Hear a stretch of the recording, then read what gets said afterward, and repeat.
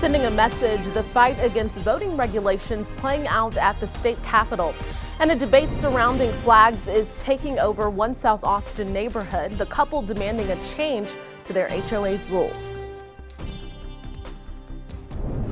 After a decently long dry stretch, we actually have some widespread storms coming in for your Monday. We'll be tracking that, plus the hottest feels like temperatures of the year. This opportunity, this task, this responsibility to save American democracy has fallen to us and to this generation, and we should ask ourselves, what are we going to do with it? Beto O'Rourke in front of the state capitol this evening, surrounded by a large group of supporters from across Texas. Thank you so much for joining us. I'm Jennifer Sanders. Well, this is part of the For the People rally, which stopped in Austin today. Crowds gathered to support the federal Voting Rights for the People Act.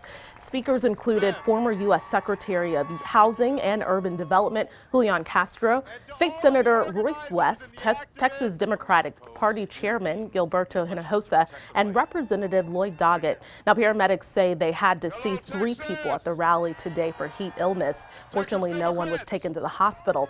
The U.S. Senate will take up the For the People Act as early as Tuesday. Democrats say it will protect Americans' access to voting. Our Washington correspondent Basil John reports on why Republicans are pushing back.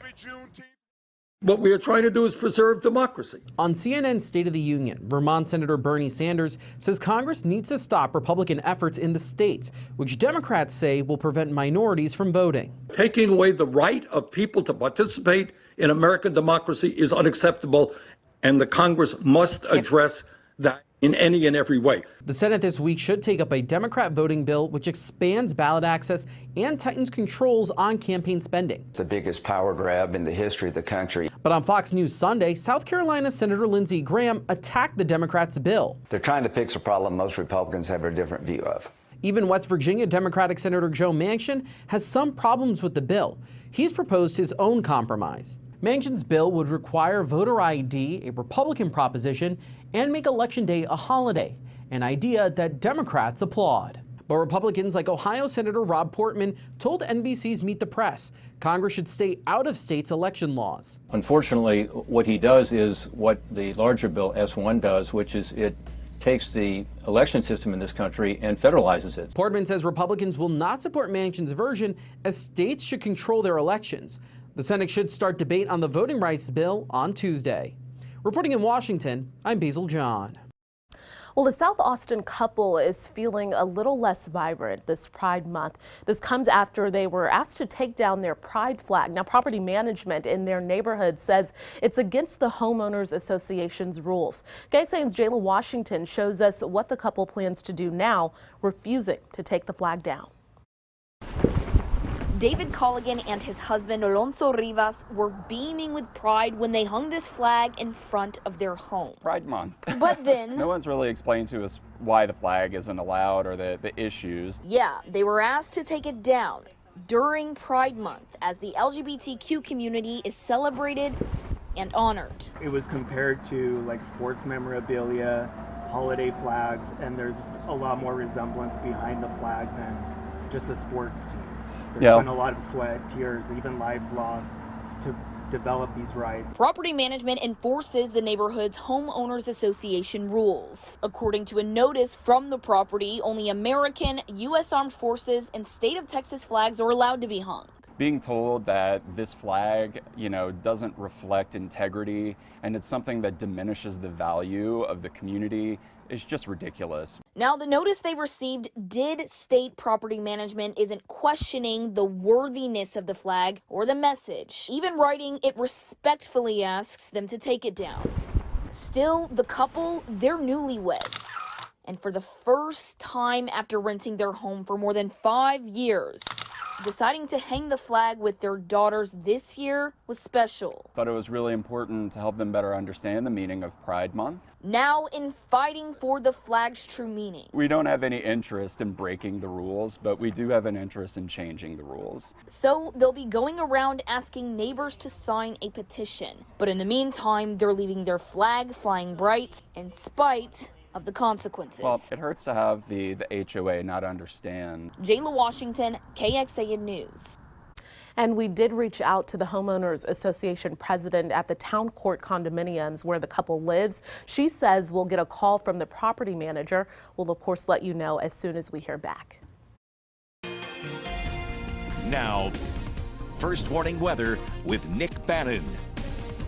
Good evening. We're in the final minutes of spring. Summer begins at 10:32 this evening. Today is also the day with the most daylight of the entire year.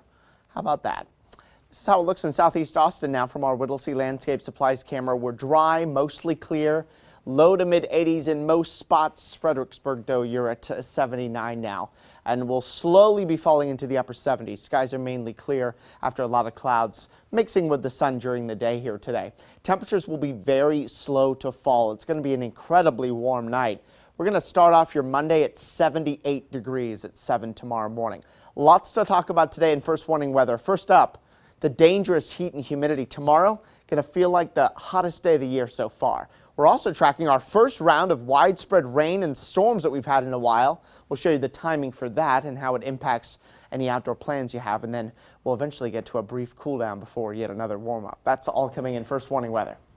Well, an argument at a birthday party turned into a deadly shooting overnight in South Austin. Police were called to Robert Whitting Drive, which is south of Slaughter Lane and just east of Menchaca Road, around 12:30 this morning. Now, police say one person was pronounced dead at the scene and a second person was taken to the hospital for life-threatening injuries.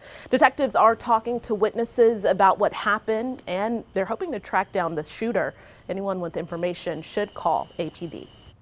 Organizers showed off the Tokyo Olympic Village today, 1 month before the games are set to begin. Now, the Athletes Village includes apartment towers as well as shopping, food service, exercise, and other facilities for 11,000 people.